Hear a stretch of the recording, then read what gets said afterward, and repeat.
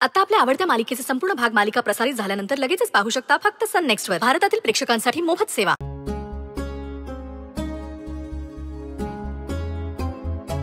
आई,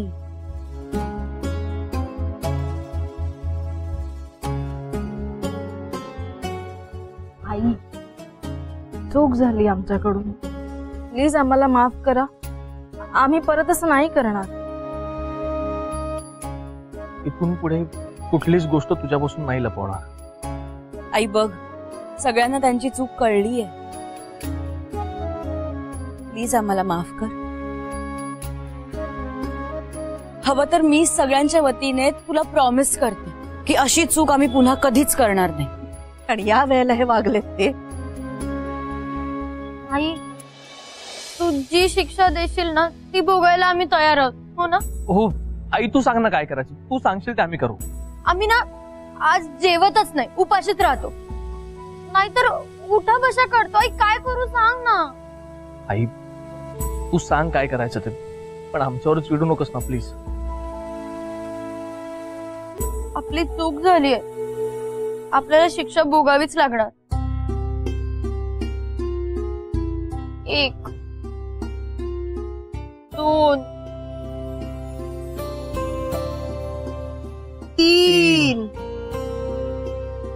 4 5 6 7 8 9. बस झाली तुमची नाटकं, बंद कराय. नाही, जोपर्यंत तू आम्हाला माफ करणार नाही ना तोपर्यंत आम्ही शिक्षा भोगू. काढा रे उठा बशा. किती? 12 15 14 नाही 20. बस केलं मी माफ तुम्हाला. केलं माफ? आईने माफ केलं. आई नाटकी पोरगी. थँक्यू. ये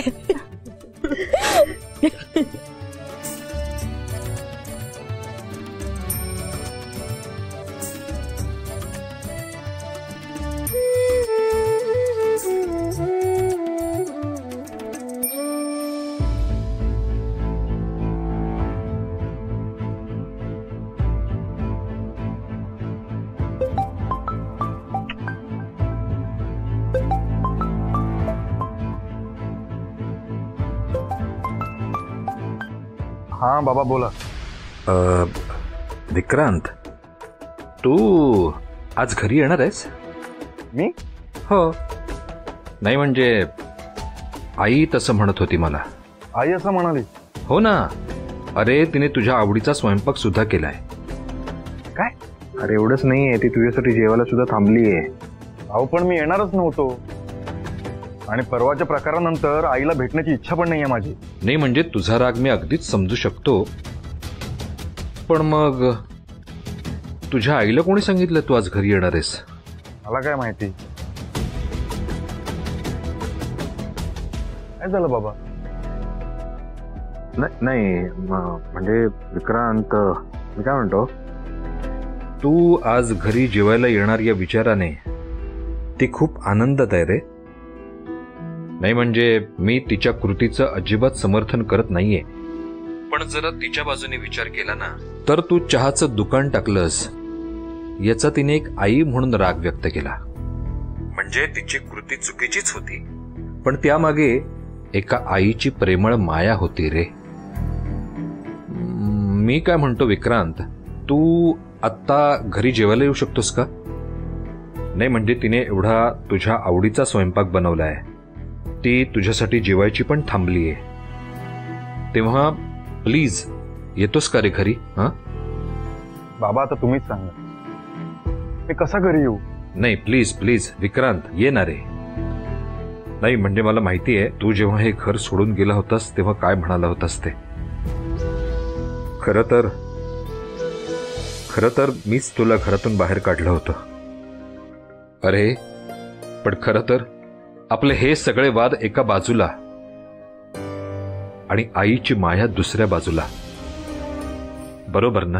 हे बघा बाबा, मला ना सगळं पटतंय तुमचं, पण पटतंय ना तुला? मग ये ना रे बाळा. हे बघ, आम्ही दोघंही तुझ्यासाठी जेवायचं थांबलो आहोत बाबा. प्लीज ये ना रे बाळा. हे बघ तू येच. हा, आम्ही दोघं वाट बघतोय तुझी. प्लीज ये.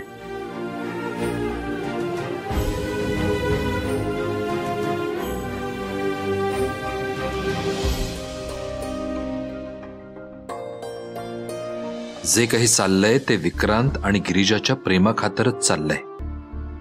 पण मीनाचंही विक्रांतवर प्रेम आहेच ना. तिचा त्रास मला तर नाही बघवत आहे. मीना, विक्रांत येणार आहे ना जेवायला? तुमचा विश्वास नाहीये का माझ्यावर? नाही आहे ना. म्हणून तर मी थांबलोय ना जेवायला.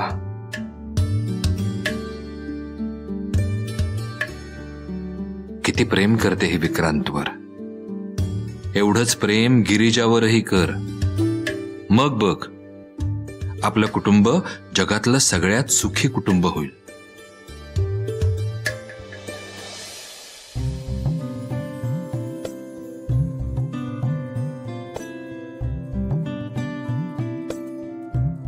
विक्रांत,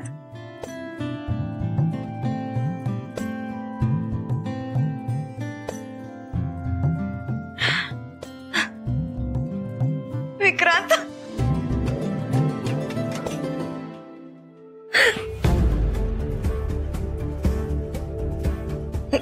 काय झालं विक्रांत? अगं काही झालेलं नाहीये, थोडंसं लागलंय. अरे पण कसं लागलं?